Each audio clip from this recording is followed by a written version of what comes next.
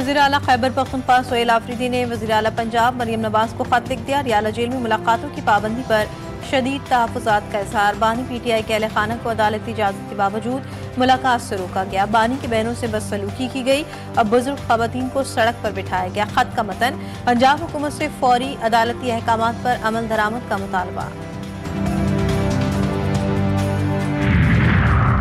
امریکی صدر ٹرمپ سے نیویارک سٹی کے نومنتخب ڈیموکریٹ میئر زہران ممدانی کی ملاقات آج ہوگی۔ ترجمان وائٹ ہاؤس کیرولین لیوٹ کا کہنا ہے کہ صدر ٹرمپ سے آج ایک کمیونسٹ ملنے آ رہا ہے۔ ٹرمپ امریکیوں کے لیے کسی سے بھی ملنے کے لیے تیار ہیں۔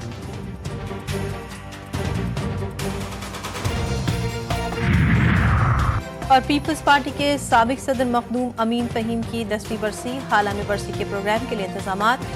سروری جماعت کے روحانی پیشوا مخدوم جمیل الزماں ان کے مزار پر حاضری دیں گے۔ ڈپٹی کمشنر مٹیاری محمد یوسف شیخ نے ضلع بھر میں عام تعطیل کا نوٹیفیکیشن جاری کر دیا۔ نام نہاد سیکولر بھارت کو مذہبی تعصب پر خصوصی تشویش کا حامل ملک قرار دینے کی سفارش۔ امریکہ کی مذہبی آزادی سے متعلق رپورٹ نے بھارت میں مذہبی تعصب کا پول کھول دیا۔ امریکی کمیشن برائے بین الاقوامی مذہبی آزادی کی رپورٹ کے مطابق RSS کا سیاسی ونگ BJP ہندو قوم پرستی کو فروغ دیتا ہے۔ مودی، امت شاہ سمیت کئی high profile BJP leaders RSS کی پالیسیز پر عمل پیرا ہیں۔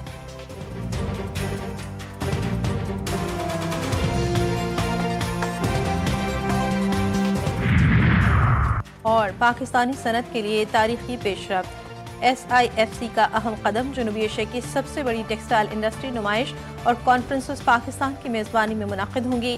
نمائش و کانفرنسز 22 تا 24 نومبر لاہور ایکسپو سینٹر میں منعقد ہوں گی۔ وفاقی اور صوبائی وزراء کے علاوہ متعدد ملکی اور بین الاقوامی ماہرین کی شرکت متوقع۔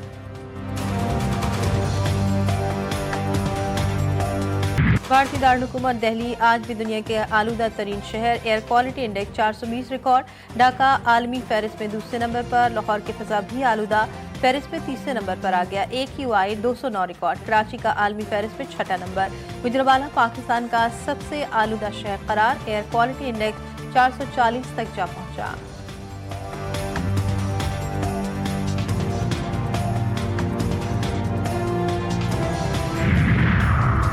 اور T20 سہ افریقی سیریز کے دوسرے میچ میں زمبابوے کا اپسیٹ، سری لنکا کو 67 رن سے شکست۔ 163 رنز کے ہدف کے تعاقب میں پوری سری لنکا کی ٹیم 95 رنز پر ڈھیر۔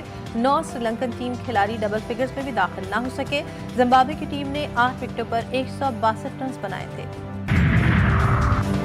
وزیر اعلیٰ بلوچستان سرفراز بگٹی کی تبدیلی سے متعلق کوئی بات زیر غور نہیں۔ سرفراز بگٹی صوبے میں امن اور ترقی کے لیے کام کر رہے ہیں۔ مسلم لیگ نون بلوچستان کے پارلیمانی لیڈر اور صوبائی وزیر سلیم کھوسہ نے کہا، بلوچستان حکومت میں مسلم لیگ نون پیپلز پارٹی کے اتحادی ہے۔ ہم سب کا وزیر اعلیٰ سرفراز بگٹی پر اعتماد ہے۔ سینیٹر دوستین ڈومکی نے وزیر اعلیٰ سرفراز بگٹی کو ہٹانے کا دعویٰ کیا تھا۔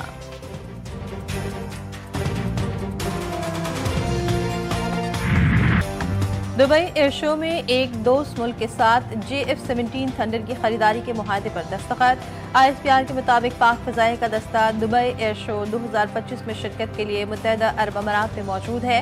ایئر شو کے دوران JF-17 تھنڈر بلاک 3 طیارہ خصوصی توجہ کا مرکز۔ بھارتی فضائیہ کے اہلکار بھی پاک فضائیہ اور طیاروں سے متاثر۔ بھارتی فضائیہ کے اہلکاروں کا پاکستانی قبائل کا دورہ۔ بھارتی فوجیوں نے JF-17 کے ساتھ تصاویر بھی بنوائی۔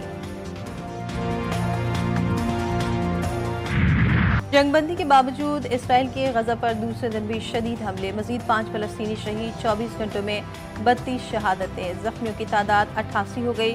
شہداء میں 8 خواتین اور 12 بچے شامل۔ اسرائیلی فوج کی زرعت لائن کی خلاف ورزی، 300 میٹر تک پیش قدمی۔ حماس نے حملوں کے لیے اسرائیلی الزام کو اپنے جرائم اور قوانین کی خلاف ورزی کو جواز دینے کی ناکام کوشش قرار دے دیا۔ امریکہ نے خبردار کیا کہ اگر حماس نے غیر مسلح ہونے سے انکار کیا تو اسرائیل کو دوبارہ عسکری کارروائی کی اجازت ہوگی۔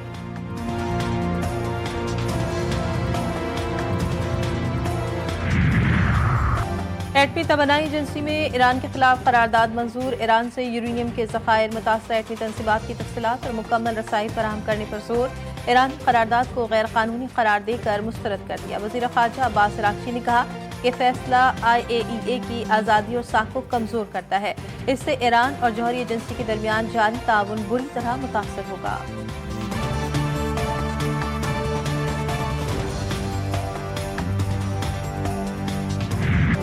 अमरीकी सदर की फौजियों को अहकामात मानने से इनकार पर उकसाने वाले डेमोक्रेट्स के लिए सजाए मौत तजवीज़। ट्रंप ने सोशल मीडिया प्लेटफॉर्म पर लिखा, ये रवैया फितना अंगेज है, इन्हें सजाए मौत होना चाहिए। ये वाकई बहुत बुरा है और अमरीका के लिए खतरनाक है। इनकी बातों को कायम नहीं रहने दिया जा सकता।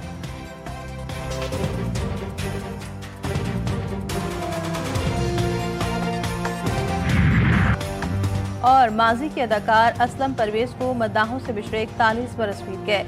असलम परवेज ने बतौर हीरो अपनी फनी जिंदगी का आगाज किया, लेकिन उन्हें असल शनाख्त मनफी किरदारों से मिली और वो आखिर दम तक कामयाब विलन के तौर पर सिल्वर स्क्रीन पर मौजूद रहे।